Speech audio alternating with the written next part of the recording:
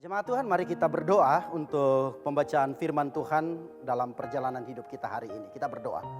Bapa, terima kasih. Kami sudah melewati malam yang penuh misteri dan rahasia. Dan dalam kasih dan kuasa-Mu kami sudah ada pada hari ini. Ajar kepada kami untuk mengerti apa kehendak Tuhan bagi kami. Untuk itu kami akan membaca firman-Mu. Teguhkan kami dengan Roh-Mu yang kudus. Dalam nama Yesus kami sudah berdoa. Amin. Firman Tuhan saya pilihkan dari Injil Matius pasalnya yang ke-14. Ayatnya yang ke-29 hingga ayatnya yang ke-31. Kata Yesus, datanglah. Maka Petrus turun dari perahu dan berjalan di atas air mendapatkan Yesus. Tetapi ketika dirasanya tiupan angin, takutlah ia dan mulai tenggelam lalu berteriak, "Tuhan, tolonglah aku."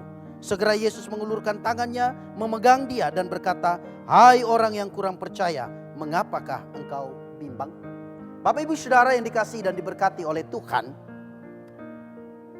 kita sebagai orang percaya tidak saja diizinkan oleh Tuhan untuk mengalami, untuk merasakan kuasa Tuhan yang begitu hebat di dalam hidup kita.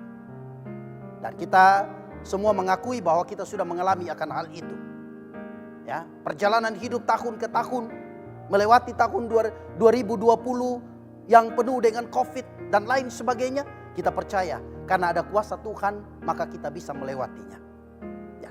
Tetapi Tuhan juga mau supaya kita memberi diri kita untuk Tuhan pakai supaya kita bisa mendemonstrasikan kuasa Tuhan. Dan itu tidak mustahil Bapak Ibu, karena di dalam diri orang percaya ada kuasa untuk kita dapat mendemonstrasikan itu.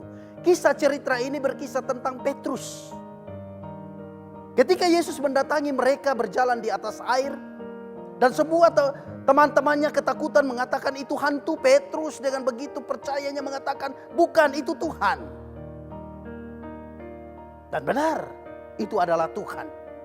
Lalu Petrus meminta kepada Tuhan, "Tuhan, suruhlah aku datang kepadamu dengan berjalan di atas air."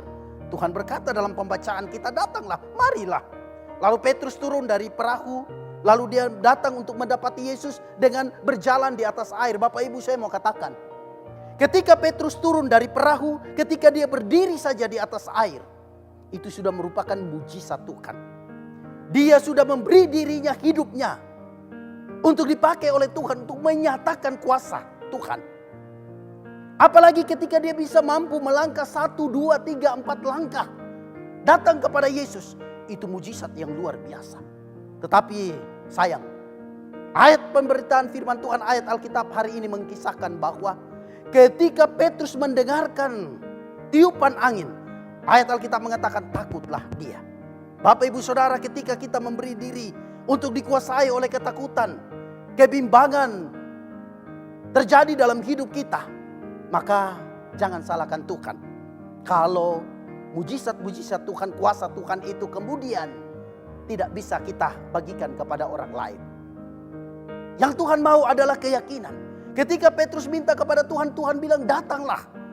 Petrus mampu melakukan itu. Tetapi ketika dia membagi diri, membagi pikiran, membagi hatinya,